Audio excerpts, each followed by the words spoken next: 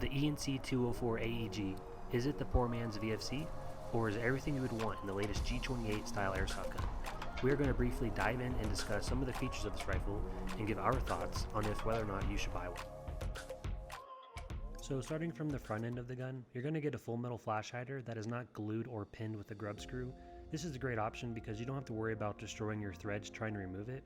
And also, since it's not permanently attached, this makes it really easy to add any MOX suppressor to the rifle. And so I think ENC did a great job here with a simple and cool design that is user-friendly right out of the box.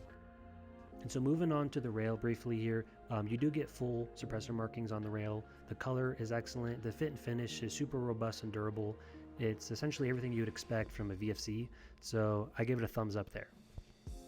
So the receiver is kind of where the ENC and the VFC differ quite a bit. On the VFC, you're going to get the full trademarked receiver.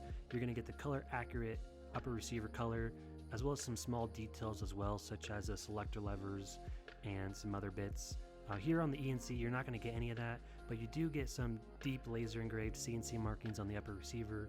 You do get some lower receiver trademarks with the caliber, but overall I think that it's a great clone of the G28, and I really don't have any issues with it, especially for half the price. It makes it a super fun way to enjoy the G28 platform. The stock on the ENC-204 I'd say is also pretty excellent.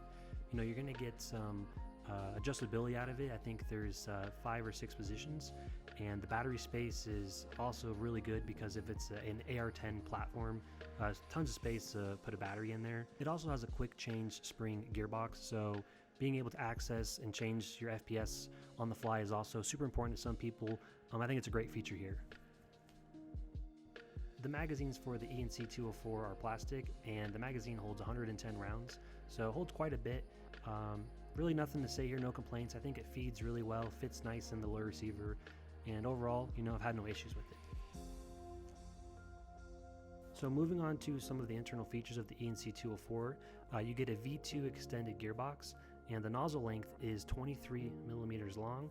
The inner barrel is 440 millimeters long, and it does come with a plastic rotary hop-up unit and a functional bolt release. And as far as programming, I didn't go into any of the programming details with my time I spent with the gun. However, I will put a screenshot of the settings or the features you can implement with the ENC-204, such as I believe full auto and some other cool stuff. So, you know, it makes it really cool and practical for many reasons and for many users out there that are looking for, you know, a DMR setup that can be adjustable. And so that pretty much wraps up the simplified review of the ENC-204. I know it's not crazy in detail. You know, I didn't go over extensively, you know, the internals and externals, but I just wanted to give you guys an overview of kind of, you know, what to expect, kind of what it's about, and to give you a recommendation on whether or not you should purchase this. I would give it a serious consideration just because of the fact that, you know, not only is it half the price of the VFC model, you're getting essentially everything you'd want out of that. Maybe not the full external trademarks, but as far as performance, I didn't include a shooting video here, but I will say with 0.43 gram BBs, this was launching BBs, you know, extremely far, extremely flat trajectory, was one of the most impressive shooting AEGs I've shot out of the box. And with that being said, I'm gonna go ahead and close out the video here, send you guys over to the chronograph. Thank you guys for watching, and I'll see you in the next video.